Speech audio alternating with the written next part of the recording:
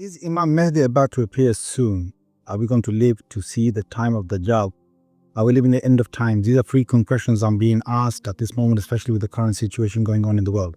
To understand all of this, you have to first understand that the Prophet ﷺ gave us minor signs and he gave us major signs. Okay. Now, major signs, there are 10 of them, starting with Dajjal and then Isa alayhi salam, and then Ya'juj and so on. These are 10 major signs. None of the major signs can appear until all the minor signs have appeared. And where is Imam Mahdi in all of this? Imam Mahdi is the bridge between the minor signs and the major signs, meaning that he will be the last of the minor signs and he will live to see the coming of Dajjal, live to see the coming of the first of the major signs. Okay, so now of the minor signs, if they don't all appear, then we won't see Imam Mahdi, we won't see Dajjal. Okay, remember that. And from the minor signs, the scholars have said that most of them have appeared except for a few. There are a handful of them that haven't appeared. Of them is a hadith in Bukhari and Muslim where the Prophet ﷺ speaks about the river Euphrates, which runs from Turkey, goes through Syria, all the way through Iraq. That river will recede and it will lead behind it like a mountain full of gold. Prophet ﷺ has warned us not to go there. He said for every 100 men that go there, every man thinking that I'm going to be the one taking the gold, he said 99 of them will die and only one of them will come back alive. Okay, that's a minor sign of the day, or before the day of judgment, which we haven't seen yet. Until that doesn't come, Imam Mahdi is not coming, and the Dajjal is not coming, thereafter. Another sign of the minor signs which hasn't yet appeared is that the Prophet ﷺ speaks about the Jaziratul Arab in Sahih Hadith and Muslim, that the Arabian Peninsula would return back to becoming green and have rivers flowing in it. We haven't seen that yet come, and there are a few others that haven't come.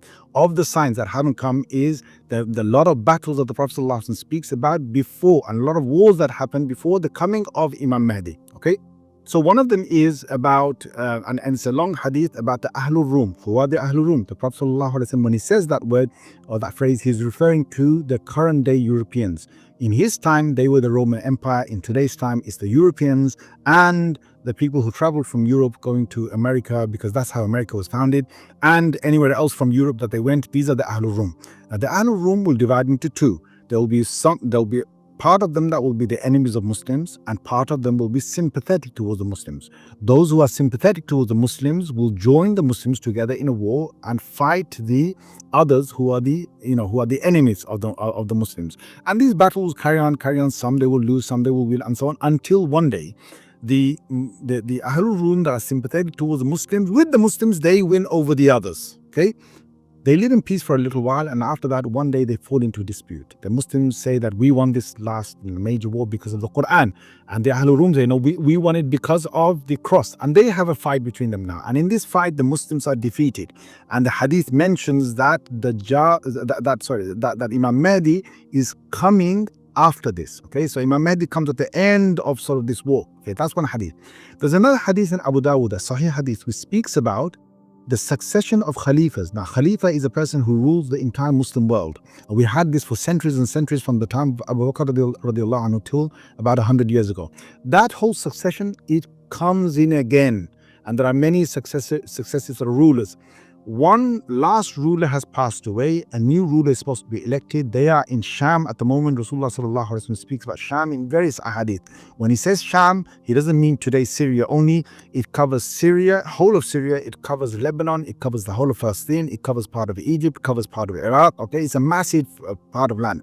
In Sham, these leaders are sitting together and they're about to elect the next leader. Each one is ready, who could become a potential leader.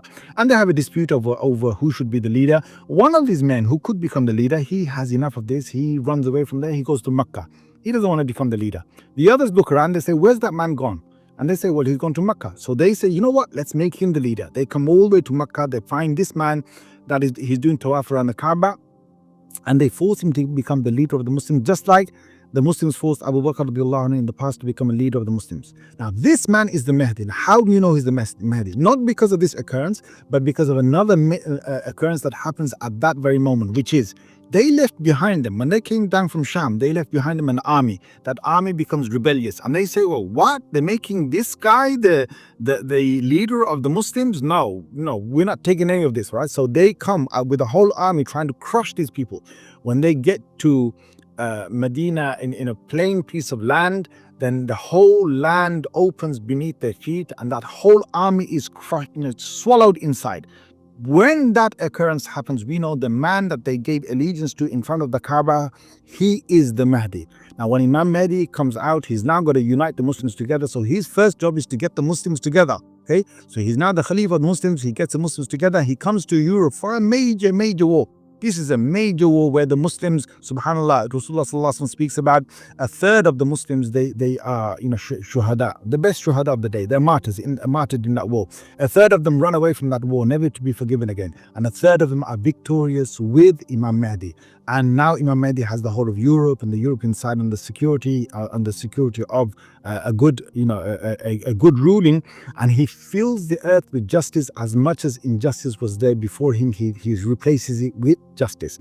In a hadith, he travels all the way to India, he travels all the way to Persia to bring the Muslims together. Now he's got his rule there. Now the key thing here is when Imam Mahdi has brought, and don't forget, there are a number of wars that have to happen before Imam Mahdi comes. So what's happening in the world is just like a war, but it's not the war that brings Imam Mahdi about. There are a number of other wars that have to come about, and all the occurrences that I've just talked about now as well. Imam Mahdi, when it comes to power, the hadith mentioned that he's going to frequently go up and down from Jerusalem back up north again, back to European side again. Now the scholars have said if that is the case, subhanallah, it means that Jerusalem will not be under anyone's occupation at that time, except for the Muslims, except for Imam Mahdi. That's one set of scholars. Another set of scholars have said that Dajjal will have his base around the sort of Jerusalem area. Now there's a whole dispute between the scholars, which is that what's going to be, whose occupation is Jerusalem going to be in at the time when Imam Mahdi appears and when Dajjal comes about. Now, we are going to incline more towards the fact that, subhanAllah, Imam Mahdi has got, Jerusalem under his control, okay? From the ahadith, it's quite clear because he's going in and out of it. And the ahadith mention, okay, in one hadith, he mentioned Dajjal can't go to Makkah and Medina, which is, when you say Makkah and Medina, the Prophet ﷺ is talking about the Haram of Makkah and the Haram of Medina, which is the masjid and its vicinity. It's outside sort of, vicinity. That's in Makkah and Medina. Another hadith in Ahmad mentions 4 places Dajjal can't go into, and it's Makkah, Medina, and Masjid Al-Aqsa and Masjid Al-Tur. Okay. Now, when he says Masjid Al-Aqsa, subhanAllah, the Prophet has been saying he can't go to Masjid Al-Aqsa. Does that mean that the whole of the Aqsa surroundings are under the occupation of the people who are trying to take over it right now, and Dajjal can't only go into Masjid Al-Aqsa? Or does it mean that the whole of the Aqsa vicinity is under the Muslim rule? Again, it's a debate amongst the Muslim scholars. We furthermore have another hadith that describes that the first major following of Dajjal is going to be from the east. It's going to be from a place of Asfahan in Iran, and there's going to be 70,000 Jewish people who will follow him. These are going to be the first major followers of Dajjal. Now, again, the question is, why from that part of the world? Why are they the major? Is it because he's got his major base somewhere in the east, and then he comes to fight the Muslims over here in the Middle East and so on? Who knows? We can't be for sure, but certainly we've got hope that whatever is happening right now in the world, it doesn't have to be that they take over this entire place. They might be there for some time. We don't know how long. Okay, but we definitely know that there's going to be, something that is going to come back now. Where are you going to find all of that? I'm going to ask all of you to read the tafsir of the beginning of Surah Isra.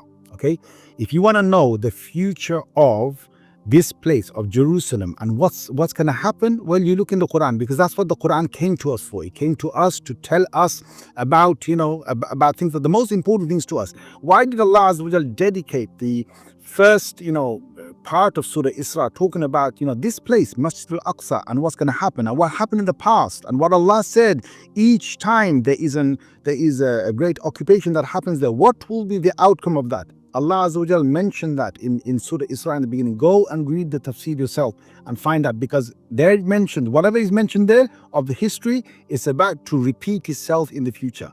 Okay, eventually there's going to be no occupation there, because Allah will send His men in there, right? His men in there, and it says that dakhaluhu, they will enter the masjid, as they entered beforehand. Does that mean again that the whole thing is occupied by the people who are trying to take over right now? It could be, yes, it could be very much so that they actually take over the entire place. It could also be that all this happens and, when gone, later on Imam Mahdi comes, he takes, he's already in control over that, and Dajjal doesn't have his base there. It could be either way. Anyway, food for thought.